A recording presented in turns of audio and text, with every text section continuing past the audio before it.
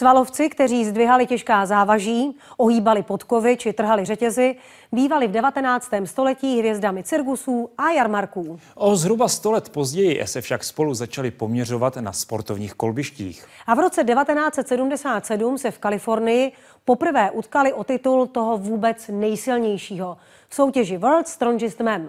Dnes v ní boduje i český reprezentant Jiří Kadlčík z Přerova. Je dokonce světovým šampionem a rekordmanem v disciplíně nazvané mrtvý tah. Do posilovny se za ním vypravil Petr Švihovec. První místo Austrálie. Třetí místo Rusko. První místo Afrika. Druhý místo Amerika. První místo Ukrajina. První místo Filipíny. Jiří Kadlčík dnes vozí medaile z celého světa. Jeho cesta za titulem nejsilnějšího muže České republiky ovšem nebyla vůbec jednoduchá. Už ve školce mu totiž doktoři diagnostikovali cukrovku.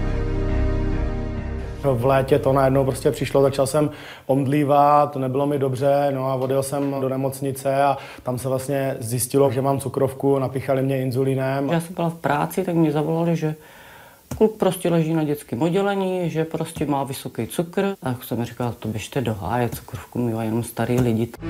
Maminka za ním musela pravidelně jezdit do školy, aby mu píchala inzulin. I přesto si ale Jirka užíval dětství jako ostatní kluci. A navzdory obavám svých nejbližších taky sportoval. Hrál hokej a ve 14 letech začal chodit do posilovny. Chtěl se totiž stát profesionálním kulturistou. Jenže k tomu potřeboval souhlas doktorů. Vrcholový sport tomu pacientovi může spíše jako ublížit, ale samozřejmě i ten vrcholový sport mu přináší určitý pozitiva. Pro toho pacienta je to droga a je to určitá kompenzace toho onemocnění, té těžké koule, kterou si prostě nese po celý život. Takže rozhodně bych mu to nezakazovala. Kdyby člověk nedodržoval nějaký ten režim, teď mám na mysli takový to píchání inzulínu 4krát denně, dodržování stravy, tak určitě ta cukrovka by se mnou zamávala. V posilovně trávil celé hodiny a připravoval se na první soutěže v kulturistice. Pak ale objevil powerlifting, silový sport se 3 disciplínami: dřepem, benchpressem a mrtvým tahem. Klasická posilovna mu rázem přestala stačit. Tak jsme společnými silami tady vybudovali tento sklepní prostor, jeho posilovnu, aby tady mohl cvičit každý den, aby se tady připravoval na svoje závody. I většinu vybavení si vyrobili sami. Činky pak poscháněli, kde se dalo.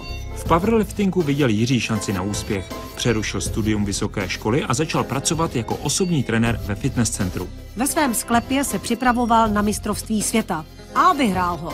Ale tomu nestačilo. Přešel proto rovnou na nejnáročnější silový sport na planetě. Stal se strongmanem. Těch strongman disciplín je velká řada, těch je asi něco kolem 60. Tak, tohle je loglift, overhead disciplína. V této disciplíně mám osobní rekord 175 kg. Tak, tohle je mrtvý tah. Když jsem začínal, tak jsem zvedl sotva 100 kg, teď je můj osobák 400 kg. Strongmeni taky zvedají jednoruční činky. Jirkův rekord v této disciplíně je 110 kg.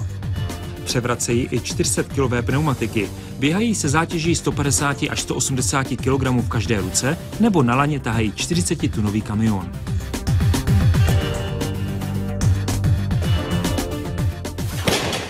Tahle disciplína se jmenuje Atlasové kameny a největší kamen, který se zvedá, je okolo 200 kg.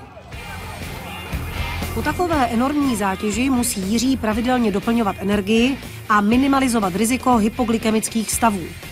Mezi úspěšnými sportovci ale není s touto nemocí sám. Cukrovkou trpí ku příkladu i mladý kanadský hokejista Max Domi, který hraje v NHL. Nebo britský veslař Steve Redgrave, 5násobný olympijský vítěz. Strašně ho v tom obdivuju. Donedávna prostě to držel pod poklíčkou a nechtěl, aby ho lidi nějak jako kdyby litovali. Myslím si, že nějakým záhadným způsobem mu to prostě funguje. Funguje mu to cvičení, funguje mu láska ke sportu, drží ho to nad vodou a jsem na něj za tohleto hrozně pyšná. Jirka jako první Čech vyhrál prestižní závody Arnolda Schwarzeneggera v Austrálii i v Africe. Stal se taky nejsilnějším mužem Evropy.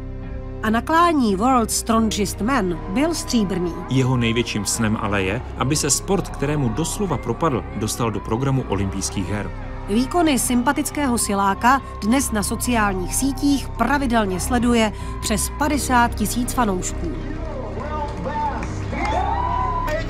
Myslím si, že můj brácha inspiruje hodně lidí. Já jsem teda taky jeden z lidí, který inspiroval.